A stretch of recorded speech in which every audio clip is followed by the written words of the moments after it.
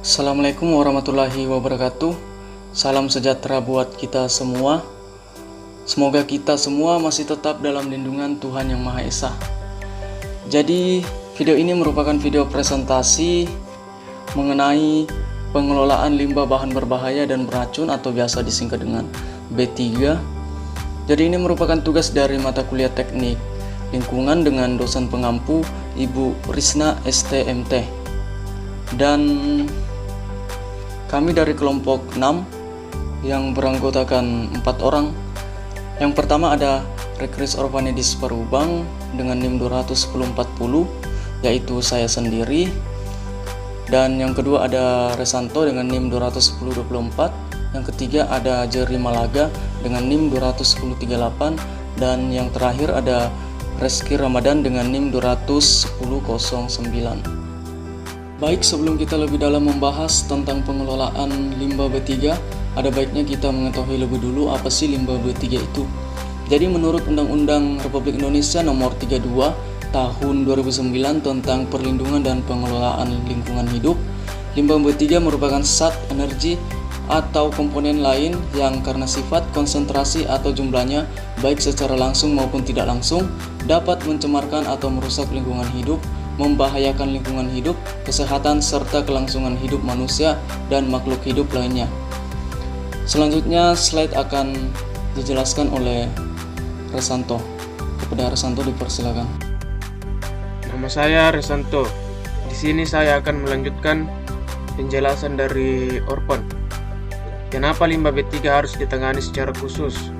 Karena limbah B3 adalah suatu usaha atau kegiatan yang mengandung bahan berbahaya atau beracun yang dapat mencemari atau mengakibatkan kerusakan lingkungan hidup atau membahayakan lingkungan hidup, kesehatan, kelangsungan hidup manusia, serta makhluk hidup lainnya. Karena itu bahaya dan risiko mungkin ditimbulkan apabila B3 menyebar lingkungan, maka limbah B3 harus ditangani secara khusus. Dampak negatif limbah B3: efek akut menimbulkan kerusakan susunan saraf, sistem pencernaan, kardiovaskuler, dan pernapasan, serta penyakit kulit bahkan kematian. Sedangkan efek kronis menimbulkan efek pemicu kanker, mutasi sel tubuh, cacat bawaan, serta kerusakan sistem reproduksi. Limbah B3 tersebut juga dapat merusak atau mengganggu sistem pernapasan dan pencernaan. Jaringan paru-paru akan mengalami kerusakan berat, dan makanan yang terkontaminasi limbah menyebabkan kerusakan hati. Sumber limbah B3 ada 3, yaitu yang pertama tidak spesifik atau limbah B3 yang umumnya bukan berasal dari proses atau kegiatan utama industri, melainkan dari kegiatan lain seperti pemeliharaan dan pencucian alat, pencegahan korosi, pengemasan, dan pelarutan kerak. Yang kedua spesifik, yaitu limbah B3 sisa suatu proses industri yang secara spesifik dapat ditentukan dan berasal dari kegiatan utama industri terkait. Contoh, limbah B3 jenis ini adalah limbah rumah sakit dan limbah laboratorium. Yang ketiga, bahan kadaluarsa atau bahan beracun dan berbahaya yang kadaluarsa, tumpah ataupun sebagai bekas kemasan digolongkan dalam kategori ini. Kemudian akan dilanjutkan oleh teman saya, yaitu Jerry Malaga. Perkenalkan, nama saya Jagra. Di sini saya akan menjelaskan tentang limbah B3. Yang pertama, mudah meledak atau eksplosif. Yang kedua, mudah menyala atau flammable. Yang ketiga, menyebabkan infeksi atau toksis, racun atau poison. Yang kelima, korosif, korosif. Yang keenam, bersifat iritasi atau iritan. Yang ketujuh, ada karsogenik atau karsogenik. Yang kedelapan, mutagenik atau mutagenik. Yang kesembilan, reaktif. Ya, selanjutnya tahap pengolahan limbah.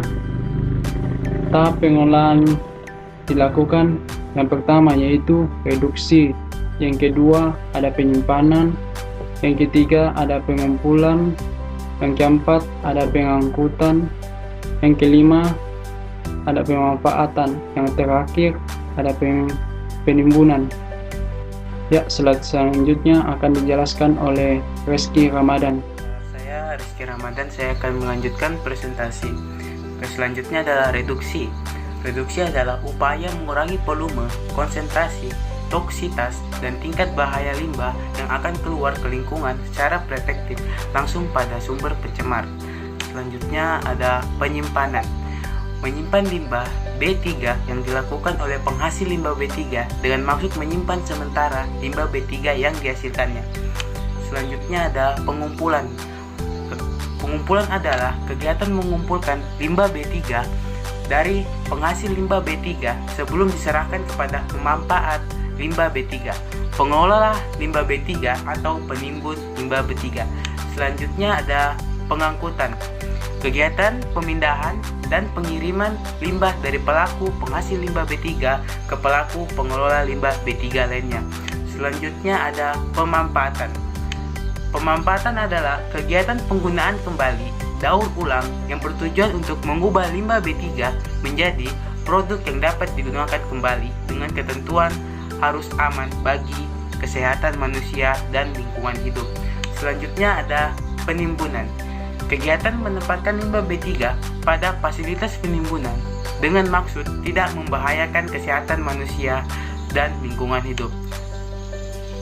Oke, saya kembalikan kepada moderator. Baik, terima kasih kepada Saudara Rizky Ramadan. Jadi itulah beberapa tahapan yang perlu dilakukan dalam pengelolaan limbah B3.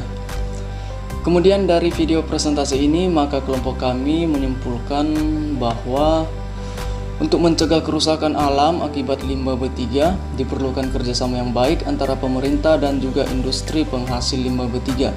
Untuk itu, penerapan pengelolaan limbah B3 pada industri harus dilakukan dengan baik dan benar agar tidak menimbulkan dampak negatif dan kesehatan lingkungan sekitar bisa terjaga dengan baik.